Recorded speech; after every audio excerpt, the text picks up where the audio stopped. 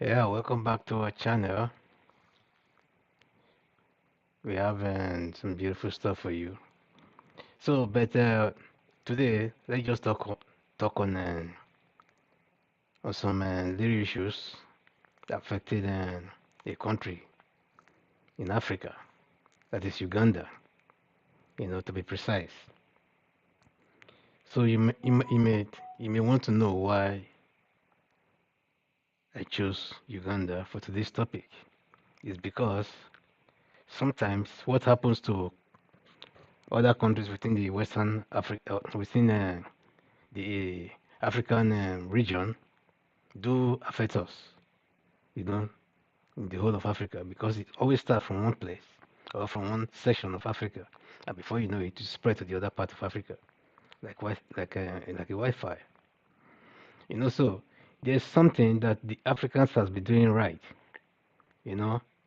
So, but I don't want anybody or any group of people to take this thing personal, and start to, throw jabs at me for my own opinion on this issue, because this is not personal. So if you look at some things uh, that the Americans or the Europeans always try to push Africa on, or try to push on Africa, you find out that these things are mainly not actually or really important. As to our well-being as Africans, we have a lot of problems in Africa going on. A lot of diseases are going on. A lot of all kinds of wars and things like that are going on. You saw what happened during the elections and stuff like that, that could easily generate into a civil war. That is still ongoing right now. So you see their stance in all of this. They always turn on the fence without actually taking any drastic. In fact, for me, as a person, I've always said we don't actually need the Europeans or the Americans to do what we really have to do. Anything that we can do for ourselves that can make things better for us, we have to do it. So, but on this issue, it's about culture, the African culture. So, for you, or for some Africans who don't even know that we actually have a culture or a way of life, then I feel sorry for you.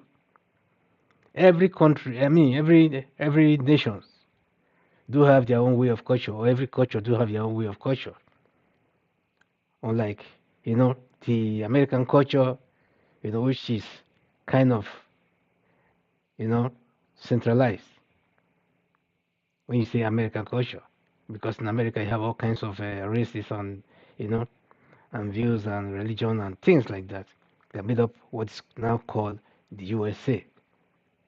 So, but on the whole, they have laws that guide these things, rights and all kinds of rights within rights. So now this one has to do with. He said the White House wants Uganda, you know, Uganda over anti-gay bill. Just imagine that. What is your business with Uganda passing a law in their own country, that fits into their own culture in the way they want it? How many times have they warned Saudi Arabia about things like that, or warned some Middle Eastern countries about things like that? It's always like they just, they are just taking Africa for a ride. They just point fingers and say things, and you know, let's say, they don't. Anyhow, they say things to Africa like, we are just a ball that can just be pushed around, from left to right and what have you and things like that. Nothing will happen. And sometimes these African leaders do dance actually to their tune, so they continue to do the same thing. Yeah, but for me, I disagree on this one, on this very issue, because Uganda have the right to make a law. As far as their people feel that this law is what they want, their people will be the ones to approve or disapprove of that law. So America has been known to be a financier of wars in Africa or in other parts of the world. They finance war. They finance all kinds of disruption of the political system, of coup and counter coup and things like that in Africa. From Congo to tomorrow, Congo is still having problems tomorrow. Americans are there. They are the problem there. The Belgians are the problem there. The Europeans are the problem there. Congo has known no peace for the past 20 years. Not the 20 years, let's say since the 60s. Because it is the Americans that brought Mobutu there and make him a god among gods. Then after that one, ever since then they've never be peace in Congo. So this is how they operate. So now, why will you bring an issue that is not an issue in Africa or in Uganda and try to make it an issue? I guess the boss have pumped maybe millions and millions of dollars into that Uganda now to create an opposition within this parliament just to have their own way. What way are you really want? What do you want? You want to make Africa a depot, for your sycophants. We don't want to have some what do you call it? Uh, uh, all these what do you call those tourists who are always going out and looking for a prey, somewhere in some cheap countries like they are doing in Thailand and all those other Asia countries and things like that. That's what they want to turn Africa to. So I think they tried it in Kenya. It didn't really work out. Now they still want to try it in Uganda again. That Eastern Africa axis. That is what they are trying to push. The same thing that they had. They had a problem with Goodluck Jonathan some years ago, before 2014 or 2013, 2014 thereabout. When Nigeria was trying to pass some anti-gay bills, within the house. Then all of a sudden, Obama came to light. It was the same Democrats. They took it upon themselves and started to fight Jonathan, etc., etc., etc., etc. And I thought, up to now, I still think that because that was when these people were trying to lobby Buhari into the game. So, and when the northern governors, when you say northern governors, I mean the northeastern and northwestern governors, because they did not go with one single Christian governor or any governor from the middle belt to go and see Obama. What was it? What was the this thing about what do you call it? The meeting that they went for. Obama asked them one simple question: are you ready to to take power? Are you ready to take power? If they were ready to take power, it's like saying, are you ready to take power by all means from Jonathan? So when they say yes, then he said, leave the rest to me. Then the next thing, propaganda everywhere start to fly. Then England joined the crew. European Union joined the crew and everything. They were all pushing Jonathan here and there. Oh, yeah, this government is corrupt. Now that a government has been corrupted, and a government is now known to be corrupt, have you seen any of them raise their voice throughout the whole 8 years of Buhari? When a lot of things has been happening, kuro like this, things has been happening. Suffering, massive suffering on the side of the people due to corruption in government, barefaced corruption in every sector of Nigeria. When this man was accused of the what do you call it? What was this man's name again? The social media minister or whatever they call him.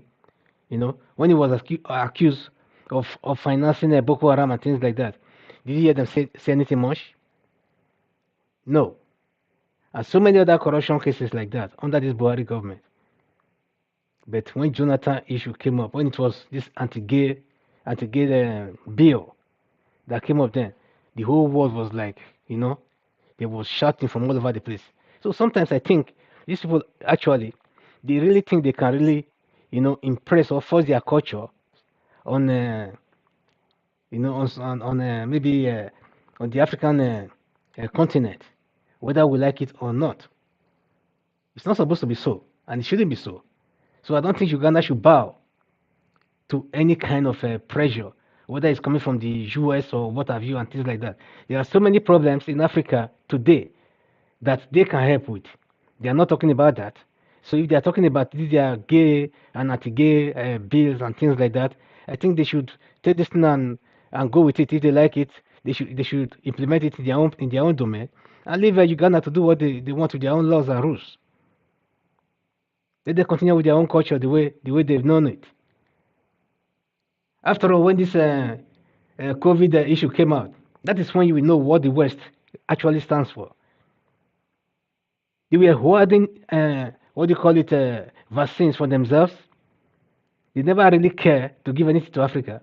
It was later when they discovered another vaccine that their vaccines that they've hoarded was about to expire or they've already expired. That was when they started to say, oh, yeah, you can have some if you want and stuff like that. If you still remember that man from Eastern Africa who said and that COVID doesn't exist. The president who said the COVID doesn't exist, and the other one came up with their own what do you call it, herbal what have you, and say this is what you have for anti-COVID and this thing. They try to criminalize the whole thing, demonize whatever thing that they came out with. And the man that said COVID never existed, then the next thing you know is that the man was dead. The president was dead. And nobody's talking about that today. They've forgotten about all that. So who knows what kills that man? Because they always have a way of operating, and they do these things like, nobody actually care and nobody actually even ask a question because, they always come up with their Western media stuff and they try to bombard the whole thing down and discarded every fact, that is known, in whatever this thing because so long their science or their science report, states whatever thing that they want it to be. I mean, they want it the way it has to be stated, and they bring it out there. Then they sell it to you. If once you buy it, that's it. So, but the truth will remain. Will be hidden there, maybe for another 50, 100 years before you later find it out. Because if it's not taking that same anti-vaccine, that vaccine that country said that they've already found it. I can't remember the country nowadays. It was Madagascar or what have you. You know, maybe one day you find out that's that same thing. They will take that samples and stuff like that and go and check it out. Then they put it into pills, make them into powder pills, and start to distribute it back to the whole world. I tell them that it's the real thing, without you knowing that they are using your own discovery and making they're refining it and selling it back to you. Just like they take your own crude oil, then they refine it and sell it back to you. So this is how they operate. So what I'm saying here is that Uganda should not even give them an ear. So let the houses of Uganda, whether the lower houses or the upper houses of Uganda, make their rules, as a damn place, and don't actually care what the other countries might say about it. After all, I don't think Uganda have any influence over the American parliamentarians on how they do their own thing. So we'll have a look at this and let's see where it goes. U.S. Secretary of State Antony Blinken sees Uganda's new anti-LGBTQ legislation in the same negative light and has declared that it undermines fundamental human rights of the individuals involved.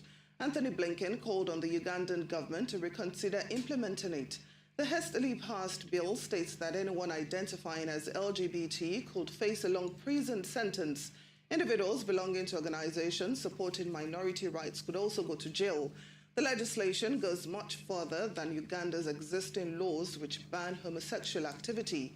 To become law, it needs to be signed by President Yoweri Museveni, who is known for his unbending stance against LGBTQ. Rights groups and opposition politicians say the bill promotes homophobia and transphobia. Joining us now to discuss the international furore being generated by the anti-LGBTQ bill in Uganda and why it is so is Arise analyst Mark Bichachi. Mark, thanks for joining us on Newsday. Welcome to the program. Thank you for having me. So, any response from the Ugandan government on what the U.S. is saying about this bill? It's warned that there could be economic sanctions if President Museveni signs the anti-gay bill into law. Well, there's been no official reaction as at this point, but the controversy is quite interesting, given that it is the American right that has been funding a lot of anti-gay propaganda and parliamentarians to come up with this particular law. It is still the same Americans that are now on the left who are trying to stop the law. So this is an American battle being fought on Ugandan soil, and we are waiting to see what President Museveni would do. But I must say that it is expected that Museveni will sign this bill, given his quite open anti-LGBTQ stance that he has had for quite a while. And it's interesting that you talked about that. That has been mentioned quite a bit about the Republican U.S. activist groups and the evangelical groups that have heavy presence in the country for years and have been promoting this rhetoric for a while. But another criticism is the fact that a bulk of the country's aid from the U.S. goes to the health sector. Now, are there fears that if sanctions are implemented, that the health sector could see a drastic decline, especially in the HIV/AIDS crisis, which I know is a huge battle in that sector?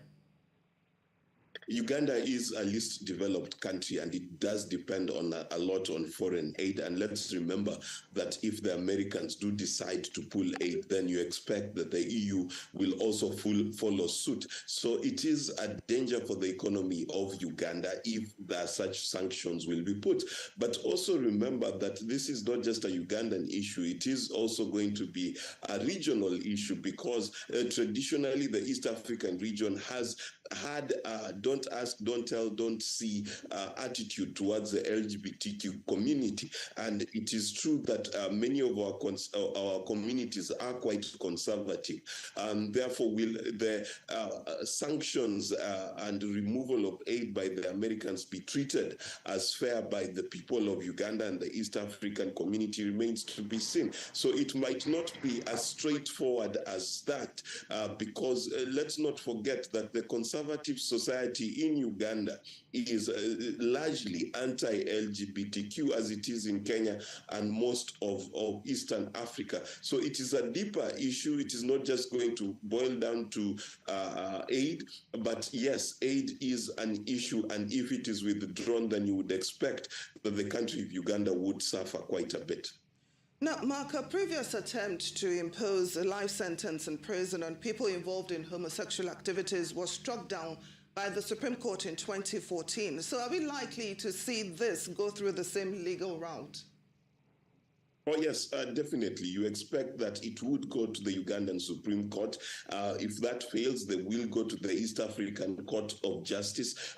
This is not something that the Ugandan LGBTQ activists will take lying down. Indeed, they have been very vocal over the years, and they have managed to stay out of such extreme measures by the government. But as you can see now, the government will continue to push, and the LGBTQ defenders in Uganda, both from within and outside that country, will continue to stand against it. But it is also expected, given the segregatory nature upon which such laws are practiced, that it will be struck down again. But before then, if President Museveni does sign this into law, then the LGBT community in Uganda would be in danger.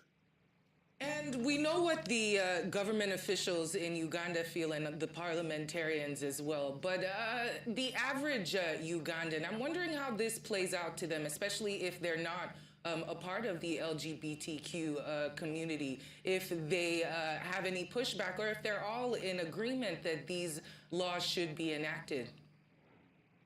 Well, that's an interesting question, and that goes back to the demographics of Uganda and much of the region. Those who are more rural and conservative are definitely against the LGBTQ community. They shun such acts and such people. But when you go towards the more urban liberal centers, such as Kampala, then you find a lot more tolerance for the LGBTQ community. You find a lot more acceptance. So that is how it is. The more urban, the more affluent people are, the more likely they are to support the LGBTQ. The more rural and conservative they are, the more likely they are to be anti-LGBTQ. And let's remember that these matters have also been deeply turned into a religious question. So those who are religious, whether be it Muslim or majority Christian, as it is in Uganda, then it is taken as an abomination before their religion. So that is where the matter really sits, that a lot of people think that this is wrong. Now, some gay rights activists have accused the Ugandan government of using the bill as a ploy to distract the public from its failures to address some of their pressing economic concerns. Is there any merit to this? Is this priority right now in Uganda, this bill? Well, for sure, given the weight of issues facing Uganda, the anti-LGBTQ law is not a priority, not in the list. However, it is a topic that every time it is brought up, the whole country begins a conversation. They forgot the issues of corruption, the long dictatorship of Yoweri Kaguta Museveni. They forget the mistreatment of opposition leaders and focus on this particular issue. So yes, is it a useful political tool for distracting the public? Yes, it is. But is it also an issue that the public is interested in and is invested in and discusses all the time? That is also true. So Uganda has to find a balance, and I don't think dealing with the LGBTQ issue in the way they have imagined it here will change the fortunes of the Ugandan people in any way, shape, or form. Well, Mark Bichachi, always good to talk to you. Thank you so much for joining our conversation on Newsday this afternoon. So, as you just heard, so that is the point I'm trying to raise here, that naturally this thing should not be the problem, of the Americans. Rather, it should be the problem of Uganda themselves to sort out the way they want it sorted out. So I think the Americans should leave Africa alone, because I know if they succeed with Uganda, definitely they will look for another country again, either within that same region, and to start pushing for the same thing again. Then from there again, they start to move either northward, eastward, westward, or southward again, to make their voice heard. So, but as it is right now, the Uganda still have the whole, cards in their own hands. So they should play their cards and play their cards right, and should not actually give an ear to the American opinion on this issue. So because if the majority of the people say this is what we want, that is it. Make your own laws, make your own rules. Nobody makes laws for America. No African country makes laws for America. No African politician influence American politics. So I don't think America should be influencing African politics at this point in time. So there are other things that we need help for in Africa, maybe. So, but if you ask me, I would say actually we don't really need your help, because this help has made us so lazy to the extent that we start to rely on, on the West over everything. It's like, a beggar who is always holding a bowl, asking for something. They never stop begging, even when you give them whatever thing that they always, waste all those goodwill and come back again within a couple of days, months, and years, then to ask for the same thing again. So I think instead of giving a fish, you better teach them how to fish, so that they can fish and eat for a lifetime, instead of just, So that's the way I see it. So America should mind their own business and leave Uganda alone, because I know when they finish with Uganda, then they'll be looking for another country again, to grab. So the same thing that they tried to do before in 2013, 2014 in Nigeria, as at then, so they don't succeed. So Nigeria passed the law. Ever since then, do you see anybody being killed in Nigeria? No. So, but if they have not passed that law, then I think by now, you know, you will see some crazy things happening, here and there, because like in Nigeria, when they see some things happening in Europe or America, then they want to take it to another level, to rub it on your face and rub it on your on you know everyone's faces, to the extent that the dignity and decorum will be lacking. So to me, I'm happy that that law was passed. So Uganda should as well do their own thing, pass their own this thing. So, but it doesn't mean that there are no people doing things like that on the side or somewhere, hidden or hidden away from the, you know, from the faces of everyone and things like that. So there are people like that happening. That was why when Mugabe was alive, there was a time when Mugabe was alive when they said when they were asking him to do the same thing. Then he said just one thing. He said, if you said no, they caught a couple, two male couples, you know, in the act, according to, so this thing was flying all around. So they said he put them in one cell room. He said until one of them get pregnant. Then if you get pregnant, then will be released. So so that says a lot of things. That we as Africans, this is what our cultures are. A man marries a woman, not a man marries a man or a woman marries a woman. Not the other way around. So, but if they are doing that, we won't know. So we hear it that people does things like that and stuff like that. So, but that is how it should be, without us seeing it in our faces. But we don't have to put a stamp, to paper and signatures to a paper to say, yes, this thing is allowed and this thing has to be done, you know, in one way or another and stuff like that. So if the Americans are doing that, then that is their own culture. That's my point. So that this is not the African culture. So I'm not saying there are no people like that in Africa or there are no people like that in Uganda. There are, you know, there are, obviously, because most of those people copy these things from what they see, happening in the West and things like that, or during the colonial, pre-colonial era and stuff like that. So it happens. So because if I have to go back to so many history and stuff, a lot of things happened in Zaire or in Congo back then also, how the Belgians and stuff like that, we're dehumanizing men in front of their women and stuff and things like that. So it's not like it was in the African culture at that time. So they brought it then and they start to force people, you know, to do that this thing on the street. They were do, forcing forcing themselves on fellow men, etc., just to dehumanize them, among their fellow women and their country people.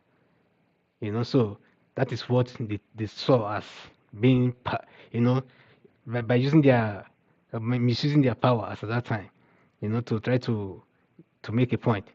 So now they've turned most of those people to that kind of, people living like that. But that is not the way it's supposed to be, and that is not the way they've been. So, but now they'll come in just 2023 and try to do the same thing over and over again, by using some diplomatic means, with your finances and stuff like that. We don't want it. So it should be stopped. So thank you, ladies and gentlemen. Please give us a thumbs up. Subscribe to our channel if you've not. And circulate this, share these videos, circulate it around to your friends, family, friends,